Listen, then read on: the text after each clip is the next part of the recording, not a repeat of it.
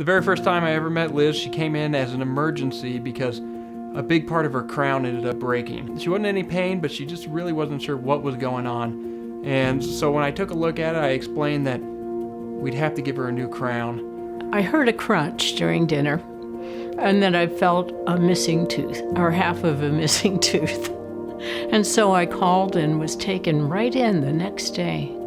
At first she knew the protocol of crowns. She'd had many crowns before, but as I started to explain to her the new technology, she was very fascinated with it, because when she found out that she would get the crown the same day, she became very ecstatic. Even during the making of the crown, she went and looked at our machine. She checked out how the machine was working and how it was cutting the crown, and we were able to deliver the crown the same day.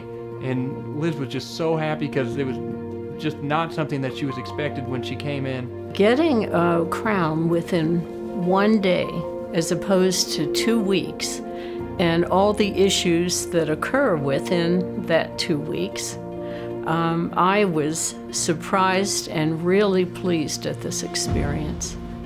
He explained every moment from the injection through removing the old crown and making the new. They talked me through everything. I had the knowledge of what was coming, what to expect, and it all happened the way it was told.